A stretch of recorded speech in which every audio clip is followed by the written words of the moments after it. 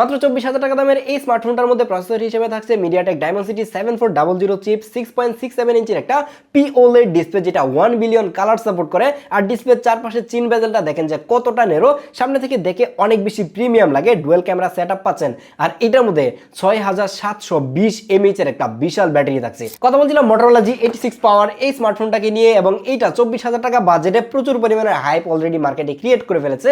কারণ এই 24,000 টাকা দিয়ে যে স্পেসিফিকেশন অফার করতেছে অন্য কোনো স্মার্টফোনের মধ্যে কিন্তু নাই। তার পাশাপাশি এটার যে ক্যামেরাটা রয়েছে সেটাও কিন্তু বাজেট অনুযায়ী একদমই পারফেক্ট। তাহলে কি এই ফোনের খারাপ সাইড বলতে কিছুই নাই? না, এটারও কিছু টুকটাক প্রবলেম রয়েছে, যে প্রবলেমগুলো গত কয়েকদিন ইউজ করে পেয়েছি সেসব ব্যাপারে শেয়ার করব। বাট এই ফোনটা যদি আপনি বাংলাদেশের বেস্ট প্রাইসে একদম সিল প্যাকড একটা অথেন্টিক ফোন কিনতে চান, তাহলে আপনি যোগাযোগ করতে পারেন হচ্ছে ফারাজি টেকনোলজির কাছে। তাদের ফিজিক্যাল আউটলেট রয়েছে হচ্ছে যমুনা ফিউচার পার্কে। তাছাড়াও বাংলাদেশের যে কোনো জায়গা থেকে আপনি কুরিয়ারের মাধ্যমে এই মটোরোলার ফোন সহ নানান ইউজড আইফোন অথবা যে কোনো ব্র্যান্ড নিউ স্মার্টফোনের জন্য তাদের সাথে যোগাযোগ করতে পারেন।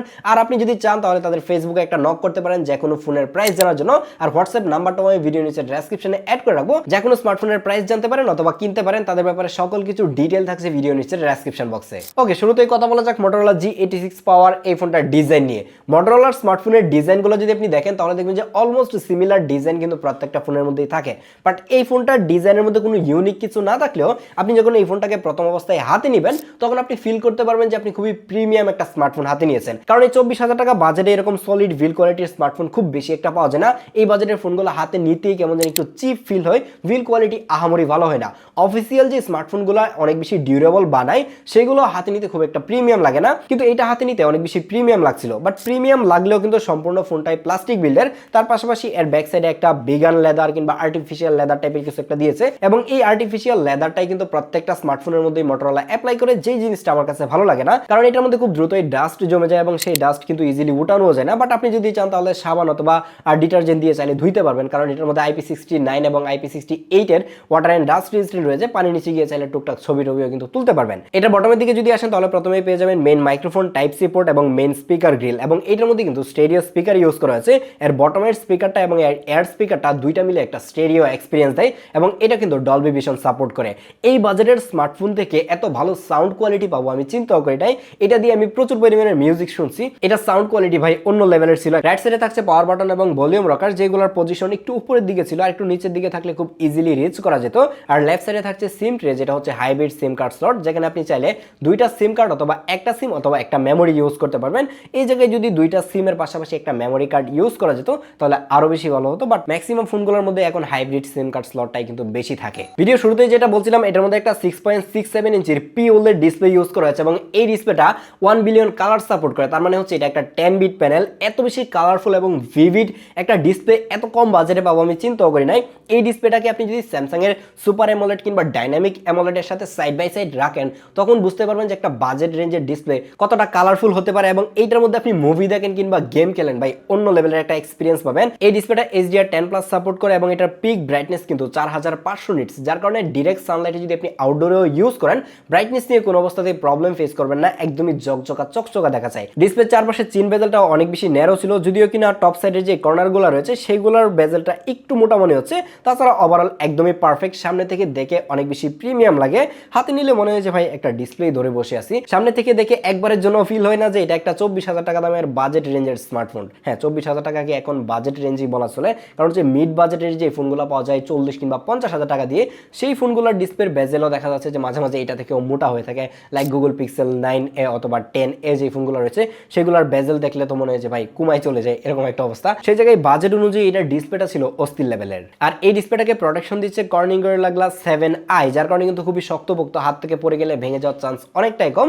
বাট গ্লাস যতই শক্তপোক্ত হোক ভেঙে যাবে, যার কারণে অবশ্যই আমি রিকমেন্ড করবো যে একটা এক্সট্রা স্ক্রিন প্রোটেক্টর ইউজ করার জন্য। আমার হাতে যে ইউনিটটা রয়েছে এটা হচ্ছে ইন্ডিয়ান ভেরিয়েন্ট, এটার একটা গ্লোবাল ভেরিয়েন্ট পাওয়া যায়। আপনি যদি গ্লোবাল ভেরিয়েন্ট কিনেন তাহলে কিন্তু আপনি প্রসেসর হিসেবে পাবেন মিডিয়াটেক ডাইমেনসিটি 7300 যে চিপটা রয়েছে সেইটা, আর যদি ইন্ডিয়ান ভেরিয়েন্ট কিনেন তাহলে কিন্তু আপনি পাবেন হচ্ছে মিডিয়াটেক ডাইমেনসিটি 7400 যে 4 ন্যানোমিটারের চিপটা রয়েছে সেই চিপটা। আমার হাতে যেহেতু ইন্ডিয়ান ভেরিয়েন্ট রয়েছে যার কারণে এই চিপটাই পাচ্ছি, এবং এইটার পারফরমেন্স আর হচ্ছে গ্লোবাল ভেরিয়েন্টের পারফরমেন্স অলমোস্ট সিমিলার। 19-20 ডিফারেন্স আপনি বলতে পারেন, যেটা যদি আপনি স্কোর টেস্ট করেন তাহলে হয়তোবা সেটা চোখে পড়বে। তাছাড়া যদি আপনি রেগুলার লাইফে ইউজ করেন কিংবা গেমিং করেন তাহলে খুব বেশি একটা ডিফারেন্স কিন্তু আপনাদের চোখে পড়বে না। এই ফোনটাকে আমি বেশ কয়েকদিন ইউজ করেছি এবং ইউজ কেসের মধ্যে প্রচুর পরিমাণে গেমিং করা হয়েছে। রেগুলার লাইফে যেগুলো আমরা ইউজ করে থাকি ফেসবুক, ইউটিউব, হোয়াটসঅ্যাপ এই ধরনের অ্যাপগুলো একদমই বাটার বাটার স্মুথলি রান করতে পারে, কোনো অবস্থাতেই ল্যাগ হ্যাং আমি একবারও দেখি নাই। আর যখন গেমিং করতেছিলাম লং টাইম গেমিং করার পরেও এটার মধ্যে আমি খুব বেশি একটা ওভারহিটিং দেখি নাই। এবং মোটরোলার প্রত্যেকটা ডিভাইসই এরকম হয়ে থাকে, ওভারহিট হলেও হাতে খুব বেশি একটা হিট কিন্তু ফিল করা যায় না। এর কারণ হচ্ছে এর ব্যাক সাইডে একটা ব্যাগান লেদার টাইপের কিছু ইউজ করে, যার কারণে হিটটা খুব বেশি একটা বাহিরে আসতে পারে না। তাহলে কি ভিতর থেকে ওভারহিট করে পারফরমেন্স ড্রপ করে কিনা? না ভাই, ওরকমটাও আমি পাই নাই, কারণ এটার মধ্যে 50 মিনিটের একটা সিপিইউ থার্মাল থ্রটলিং টেস্ট করেছিলাম এবং ওই জায়গায় পারফরমেন্স খুব বেশি একটা ড্রপ করতেও কিন্তু দেখিনি। আর 1-1.5 ঘন্টা গেমিং করেও দেখেছি যে খুব বেশি একটা যে পারফরমেন্স ড্রপ করে এরকম না। লং টাইম গেমিং করতে গেলে দেখা যায় যে কিছুটা পারফরমেন্স ড্রপ করে, কিংবা অ্যাকশন মুভমেন্টে যখন আপনি থাকবেন পাবজি কিংবা ফ্রি ফায়ারে, তখন হয়তো 2-4টা ফ্রেম ড্রপ আপনি দেখতে পাবেন। আর মোটরোলার ইউআই নিয়ে নতুন করে বলার কিছু নাই, কারণ তাদের ইউআইটা অলমোস্ট স্টক অ্যান্ড্রয়েডের মতো, চালাইলে মনে হয় যে একটা পিক্সেল ডিভাইস ইউজ করতেছি নিজের মতো করে হালকা পাতলা কাস্টমাইজ করে। এটার ইউআই আমার কাছে মনে হয় যে একদমই পারফেক্ট আছে। যেই প্রবলেমগুলো হচ্ছে আমরা পিক্সেলের ডিভাইসগুলোতে বলে থাকি, যেমন আমার কাছে সবথেকে বড় যে প্রবলেমটা মনে হয় কিংবা প্যারাদায়ক কাজ মনে হয় পিক্সেলের ডিভাইসে, সেটা হচ্ছে যে ওয়াইফাই এবং হচ্ছে মোবাইল ডাটা অফ অন করা। সেটাকে অফ অন করতে গেলে আপনাকে 2-3টা চাপ দিয়ে অনেক ভিতরে গিয়ে তারপর অফ অন করা লাগে। যেই জিনিসগুলো কিন্তু এই মোটরোলা ফিক্সড করে দিয়েছে, তারা তাদের মতো করে কিছুটা কাস্টমাইজ করেছে এবং এটাই আমার কাছে পারফেক্ট মনে হয়েছে। এই ফোনটার মধ্যে আপনারা মেজর 2 বছরের সফটওয়্যার আপডেট পাবেন। এটা out of the box Android 15 এ এসেছিল, এখন হচ্ছে 16 রান করতেছে, তার মানে হচ্ছে 17 যেটা আসতেছে সেটা পর্যন্ত আপনারা লাস্ট আপডেট পাবেন। এবং এই দিকটাতে মোটরোলা অনেকটাই পিছিয়ে আছে। পিছিয়ে থাকার কথা শুনে আমার লাইট অলরেডি অফ হয়ে গেছে। যাই হোক, লাইট অন করার ব্যবস্থা করতেছি, বাট মোটরোলার এই ব্যাপারটা একটু ফিক্সড করা দরকার।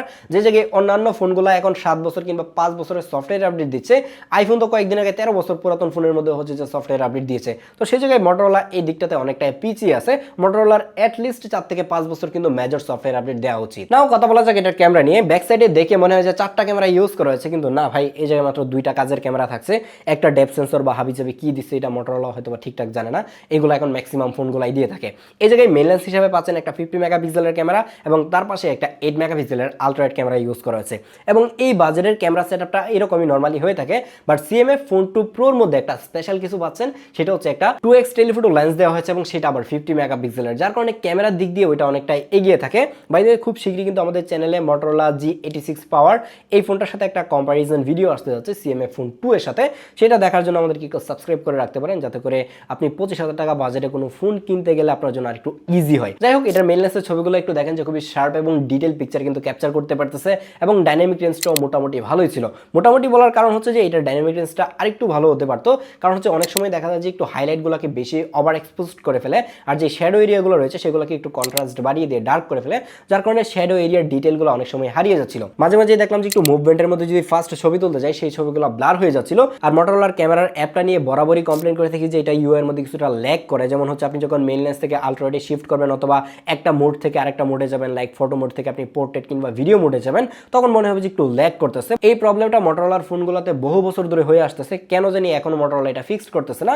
বাট 24,000 টাকা বাজেট অনুযায়ী এটার মেইন ক্যামেরা আমার কাছে ভালোই লেগেছে। এটা দিয়ে মোটামুটি ভালোই কিন্তু পিকচার ক্যাপচার করা যায়। কিন্তু যখন আপনি আলট্রা ওয়াইড লেন্সে যাবেন তখন কিছুটা হতাশ হতে পারেন, কারণ খুব বেশি একটা ডিটেল কিন্তু সেটা ক্যাপচার করতে পারে না। এর কারণ হচ্ছে এটা একটা 8 মেগাপিক্সেলের লেন্স, তারপর যদি এটা আলো কমে যায়, লো লাইট হয়ে গেলে খুব ভালো পিকচার কিন্তু ক্যাপচার করতে পারে না। হাত একটু যদি নড়ানড়ি করে তাহলে সেই ছবিগুলো ব্লার হয়ে যাচ্ছিল।